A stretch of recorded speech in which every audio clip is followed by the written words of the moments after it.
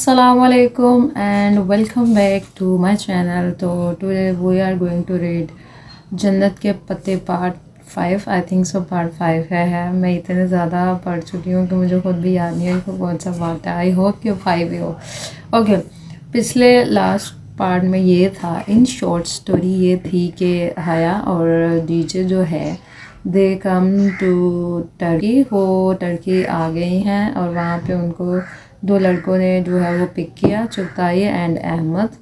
और उसके बाद वो मिली हाले नूर से एंड हाले नूर अब उनको लेके जा रही है एक टर्किश फैमिली के यहाँ, क्योंकि वहाँ पे क्या कहते हैं कल्चर है कि जब कोई स्टूडेंट न्यू आते हैं तो वो लोग वहाँ पे उनकी दावत करते हैं। ठीक है, तो अब वो जो है वो उससे उनके घर लेके जा रही है दावत के लिए।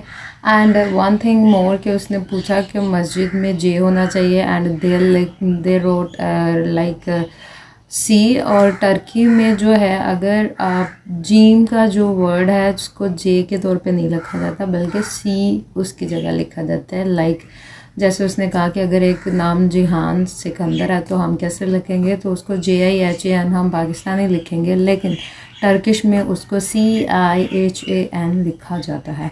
फिर जो है अब नेक्स्ट देखते हैं कि आगे इसमें क्या कुछ होता है। Let's start. ओके, अयूब सुल्तान जामिया की बैरूनी बाज़ार का नाम है अंसारी मोहल्ला। बेहद रश, बहुत से लोग और हर सो उड़ते चुगते कबूतर। वो तीनों लोगों के दरमियान बामुश्किल रास्ता बनाते मस्जिद के अहाते तक पहुंची थी। नमाज से फारिग होकर हया ने देखा वहाँ जामिया मस्जिद का नाम अयूब सुल्तान CAMMI लिखा हुआ था। इसने सोचा जामिया में जे की जगह सी लिखा है, जो कि गलत लग रहा है। हमारी ज़ुबान में सी को अरबी के जीन की आवाज़ से पढ़ा जाता है, यानी जहाँ पे जे होगा वहाँ पे टर्किश में वो लोग सी लिखते हैं। लाइक अंसारी मोहल्ला के रश से गुज़रते हुए इसकी हैरत पर हाले ने बताया, मुस्कराई हुई बड़े एतमाद से अपने सफ़ेद कोट की जेबों में हाथ डाले चल रही थी। इसकी बात पे हया बेख्तियार चौंकी। हैरान क्यों हो, हाले ने रुककर शॉपर से अपने जूते निकालते हुए से देखा। वहाँ मस्जिद में दाखिले के वक्त जूते बाहर रखने के बजाय शापर में रखने और साथ शापर हमा वक्त उठाए रखने का रिवाज था। यानी अगर किसी का नाम जिहान है तो वो तुर्क हिज्जों में इसे कैसे लिखेगा। बिल अरादा उसके लबों से निकला, फिर फ़ौरन गड़बड़ा कर डीजे को देखा। वो ज़रा फासले पर कबूतरों की तस्वीर खींच रही थी, इसने नहीं सुना था। हाले डस्टबिन में शॉपर फेंक कर सीधी हुई और मुस्कुराकर हिज्जे करके बताया CIHAN।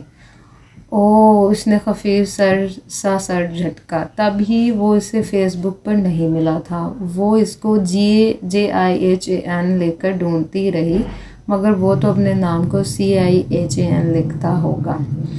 गली साफ़ सुथरी और कुशादा थी। दोनों अतराफ में दुकानों के दरवाजे खुले थे। आगे कुर्सियाँ मेज़ बिछे थे और इर्द गिर्द बहुत से स्टॉल लगे थे। सड़क के किनारों पर खुले आम कुत्ते टहल रहे थे, मगर वो भौंकते नहीं थे। हया को भूख लग रही थी और अब वो इस सफ़रनामे से बोर होने लगी थी। और अभी हम इसी मेज़बान ख़ानदान के घर जा रहे हैं।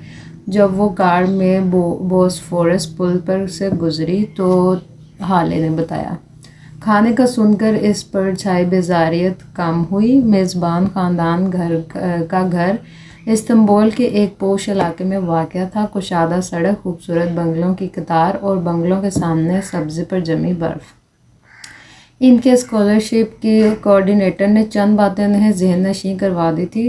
तुर्की में जूते घर से बाहर उतारते हैं, घास पर नहीं चलना और मुलाकात के वक्त तर्क ख़ानदान के बड़े का हाथ चूमना है। इसकी ज़रूरत नहीं थी, इस तकल्लुफ़ को रहने दो। इन दोनों ने घर के दाखिली दरवाजे के बाहर बिछे हुए मैट पर जूते उतारे तो अंदर से आती वो मशफ़क़ और मामूल खातून प्यार भरी खुफगी से बोली थी, पहले दिन कोई असूल नहीं होते। अस्सलाम वालेकुम और तुर्की में खुश आमदीद। आपके असूलों की पासदारी में मैं हमारे लिए फ़ख्र है।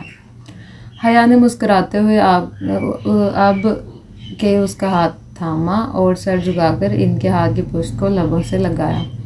मामर खातून मिसेस अब्दुल्ला का चेहरा खुशी से दमक उठा। अंदर आ जाओ, वो रास्ता देने के लिए एक तरफ हटी। इनकी सुर्ख बालों वाली बेटी आगे बढ़ी और कारपेट शूज़ हया और डीजे के कदमों में रखे। वो रेशमी कपड़े से बने कोट शूज़ की शक्ल के जूते थे। दोनों ने झुककर वो जूते पहने और अंदर दाखिल हो गई। इस तरह घर का फर्श लकड़ी का बना था। लॉन्ग रूम के फर्श पर बहुत खूबसूरत कालीन बिछे थे। वो बाथरूम हाथ धोने आई तो देखा वहाँ अलग टूटी वगैरह नहीं थी, बल्कि एक तरफ कतार में नल लगे थे और अलबत्ता बाथरूम के फर्श पर भी रग्स और काउच बिछे थे। हैरत अंगेज़। वो वापस आई तो डाइनिंग हॉल में खाना लगाया जा रहा था। डीजे झुककर प्यार से मिसेस अब्दुल्ला की नवासी उर्वा से कुछ कह रही थी। वो 3 ख़वातीन मुश्तमिल छोटा सा कुंबा था। चूँकि वो दोनों लड़कियां थीं, सो हाले ने ऐसे तुर्क ख़ानदान का चुनाव किया था जिसमें कोई मर्द ना हो। इसी पल मिसेस अब्दुल्ला सूप का बड़ा प्याला उठाए आई। हाले मुस्तैदी से इनकी हेल्प करवा रही थी। तुम क्या कह रही थी? तुम्हारे कोई रिश्तेदार भी हैं इधर? उन्होंने सूप का प्याला मेज़ पर रखा। हया ने एक नज़र इस मलगूबे को देखा।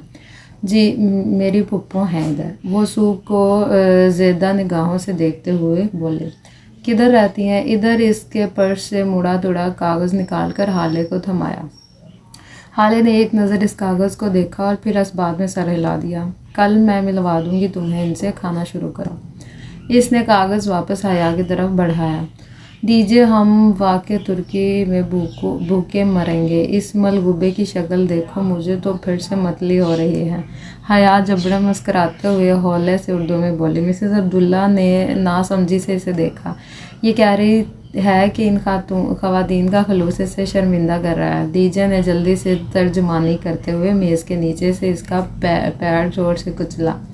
ओह शुक्रिया। मिसेस अब्दुल्ला मुस्कुराकर खाना पेश करने लगी। सूप दरअसल मसूर की दाल का शोरबा था और तुर्क में इसे चोरबा कहते थे। वो जायके में शक्ल से बढ़कर बदमज़ा था। चंद लम्हों बाद ही दोनों पाकिस्तानी एक्सचेंज स्टूडेंट की बर्दाश्त जवाब देने लगी। हया, मुझे उल्टी आने वाली है और मैं मरने के करीब हूँ। वो बदवक्त चेहरों पर मुस्कुराहट सजाए चमचा भर रही थी। तुर्क ख़वातीन बहुत मरगूबियत से सूप पी रही थी। चोरबा ख़त्म हुआ तो खाना आ गया। वो इससे भी बढ़कर बदमज़ा था। एक चावलों का पुलाव शक्ल में उबले हुए चावलों से मुख्तलिफ ना था। साथ चने का सालन और मुर्गे की ग्रेवी थी जो कि मंचूरियन की तरह दिखती थी। वो 1.5 दिन की भूखी थी और ऊपर से ये बदमज़ा खाने मज़ीद हालत ख़राब कर रहे थे। वही तुर्क ख़वातीन ही खा रही थी। पुलाव का प्याला भी ख़त्म हुआ और हम पाकिस्तानी मेज़बानी के बरक्स वो इसे दोबारा भरने के लिए दौड़ी नहीं थी। वजह इनके खलूस की कमी ना थी, बल्कि शायद यही इनका तरीका था कि प्याला एक ही दफ़ा भर कर रखा जाता था। खतीजा, तुम्हारी दोस्त मुझे कुछ परेशान सी लग रही है। खैरियत? मिसेस अब्दुल्ला ने पूछ ही लिया। डीजे ने गड़बड़ाकर इसे देखा। सब खाने से हाथ रोककर इसे देखने लगे। लगता है आप लोग पढ़ कर ही थक जाते हो। कमेंट करने की सिमत ही नहीं होती। कह रही हो ना गर्ल्स? ठीक कह रही हो ना गर्ल्स? हया ने मेज़ तले आहिस्ता से अपना पाँव डीजे के पाँव पर रखा। फैमिली फ्रंट की हमा कोई माकूल वजह बताओ इनको। नहीं, वो दरअसल हया बहुत डरपोक है। इसे स्ट्रेट क्राइम से बहुत डर लगता है और ये पहली दफ़ा अकेली यूरोप आई है, तो ये पूछ रही है कि कहीं इस्तांबुल में कोई ऑर्गेनाइज्ड क्रिमिनल से तो वास्ता नहीं पड़ेगा। हया खिफ़्फ़त से सर झुकाए लब काटती रही। वो खाली हाथ इनके घर आई थी और उन्होंने मेज़ भर दी थी, फिर भी इसके नखरे ख़त्म होने में नहीं आ रहे थे। इसे बेहद पछतावा हुआ। वो बात संभालने पर डीजे की बेहद ममनून थी। कतई नहीं, इस्तांबुल बहुत महफूज शहर है। सुर्ख बालों वाली लड़की रसान से बोली। यहाँ पुलिस ऐसे लोगों को खुलेआम नहीं फिरने देती। बिल्कुल, इस्तांबुल में कानून की बहुत पासदारी की जाती है, हाले ने तायद की। मिसेस अब्दुल्ला खामोशी से सुनती रही। इनके चेहरों पर कुछ ऐसा था कि हया इन्हें देखेगी। जब हाले नूर इस्तांबुल की शान में एक लंबा सा कसीदा पढ़कर फारग हुई तो मिसेस अब्दुल्ला ने गहरी सांस ली। खुदा करे خدا کرے تمہارا واسطہ کبھی عبد الرحمن پاشا سے نہ پڑے۔ حیا نے دھیرے سے کانٹا واپس پلیٹ میں رکھا۔ ایک دم پورے ہال میں اتنا سناٹا چھا گیا تھا کہ کانٹے کی کانچ سے ٹکرانے کی آواز سب نے سنی۔ کون پاشا؟ ڈی جے نے الجھ کر مسز عبداللہ کو دیکھا۔ وہ ممبئی کا ایک اسمگلر ہے، یورپ ایشیا اسلحہ اسمگل کرتا ہے۔ استنبول میں اگر چڑیا کا بچہ بھی لاپتہ ہو جائے تو اس میں پاشا کا ہاتھ ہوتا ہے۔ بوسفورس کے سمندر میں ایک جزیرہ ہے بیبوک اور بیبک ادا۔ اس جزیرے پر اس مافیا کا راج ہے اور میری موم کو خواب بہت آتے ہیں۔ ان کی بیٹی نے خفگی سے ان کو دیکھا۔ یہ لڑکیاں سمجھتی ہیں میری عقل میرا ساتھ چھوڑنے لگی ہے۔ بالکل ٹھیک سمجھتی ہیں، اور ایکسچینج اسٹوڈنٹس کان کھول کر سن لو۔ حالے نے قدرے تل ملا کر مداخلت کی۔ استنبول میں ایسا کوئی کرائم دین نہیں ہے اور یہ سب گھریلو عورتوں کے فسانے ہیں۔ یہاں کوئی بھارتی اسمگلر نہیں ہے۔ دونوں ترک لڑکیاں اپنے تین بات ختم کر کے اب سویٹ ڈش کی طرف متوجہ ہو چکی تھی۔ ختیجہ بھی ان کی باتوں پر مطمئن ہو کر شکر پارے کھانے لگی تھی، مگر حیا کے حلق میں بہت میٹھے سے شکر پارے کہیں اٹک سے گئے تھے۔ ابوظہبی انٹرنیشنل ایئرپورٹ پر اس نے اس افجی کے منہ سے پاشا کا نام سنا تھا۔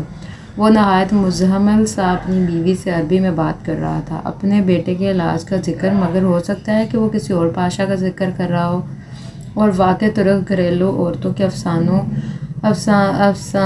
کا پاشا کا کوئی وجود نہ ہو۔ الوداعی لمحات میں جب باقی سب آگے نکل چکے تو مسز عبداللہ نے دھیرے سے حیا کے قریب سرگوشی کی۔ یہ لڑکیاں استنبول کی برائی نہیں سن سکتی۔ تمہیں اس لیے بتا رہی ہوں کہ تم کرائم سے ڈرتی ہو اور خوبصورت بھی ہو۔ خوبصورت لڑکیوں پر عموماً ایسے لوگ نظر رکھتے ہیں۔ حیا نے چونک کر انہیں دیکھا۔ ان کے جھریوں زدہ چہرے پر سچائی بکھری تھی۔ وہ واقعی اپنا وجود رکھتا ہے، اور وہ بالکل سن سی ہوئی انہیں دیکھے گئی۔ Someone send me this song او میرے دل کے چین and I am going to play this and headphone میرے کانوں میں ہے اور ساتھ میں ریڈنگ کروں گی۔ لیٹس سی کہ میں نے موسٹلی ٹرائی بھی کیا ہے، کہتے ہیں کہ میوزک سنتے ہوئے جو ہے آپ زیادہ اچھے سے جو ہے وہ فوکس کر پاتے ہیں۔ لیٹس سی کہ اس سچویشن میں فوکس ہو پاتا ہے یا نہیں۔ I am going to play that song. So here I am going to play.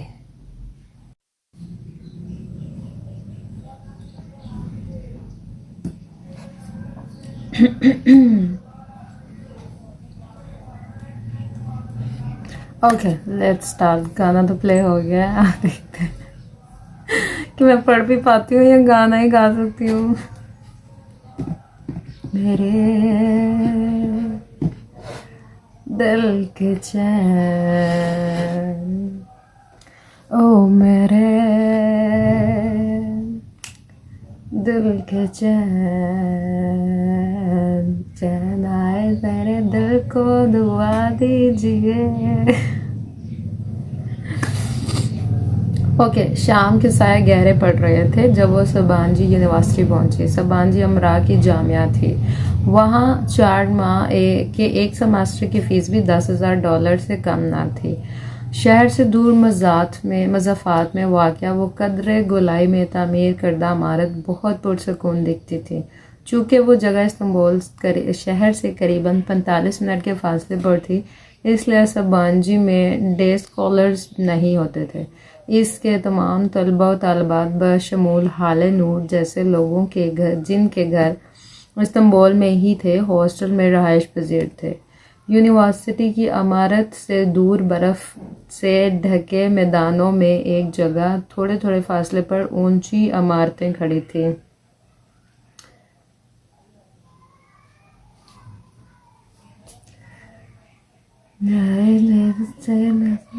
برا کیجیے میرے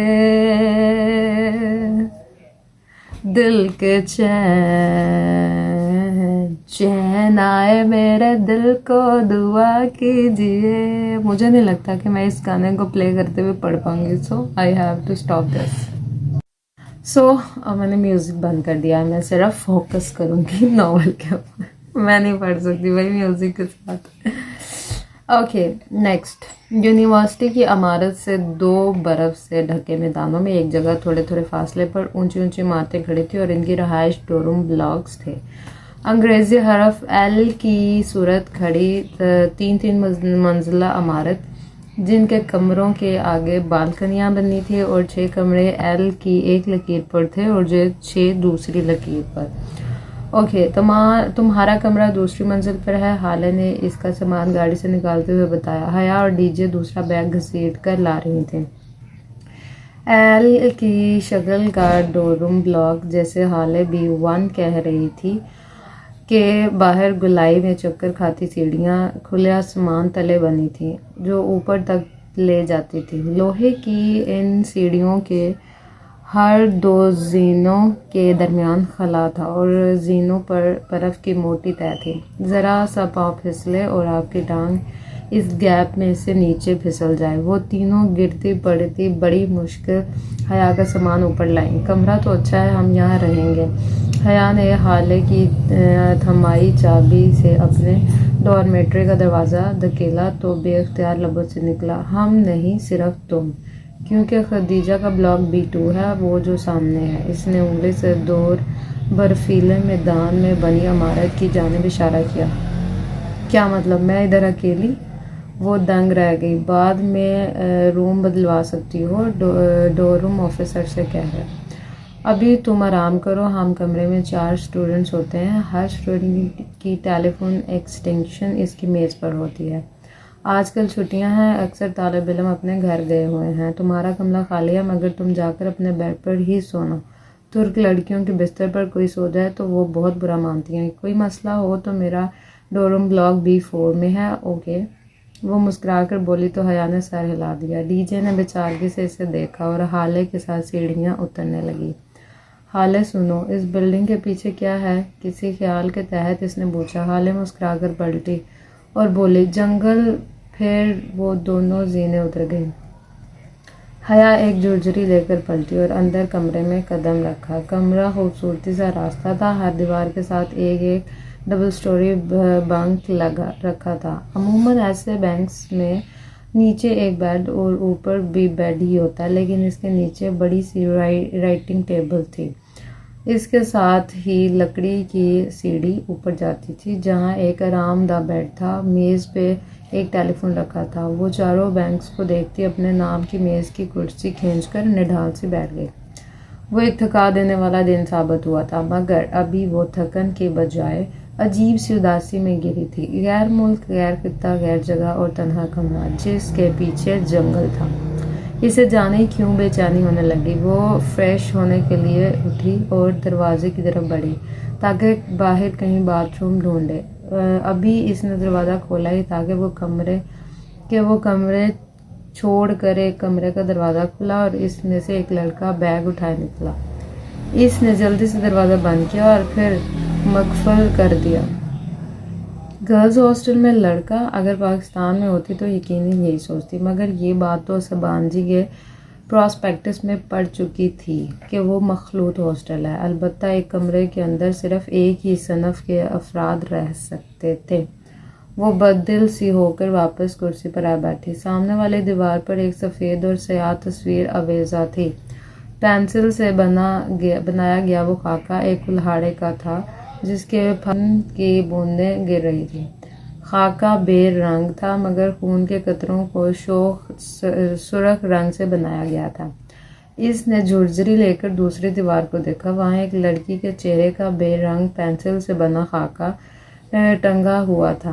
वो तकलीफ की शिद्दत से आंखें मीचे हुए थी और इसकी गर्दन पर छुरी चल रही थी और इससे भड़कीले सुर्ख खून के कतरे टपक रहे थे।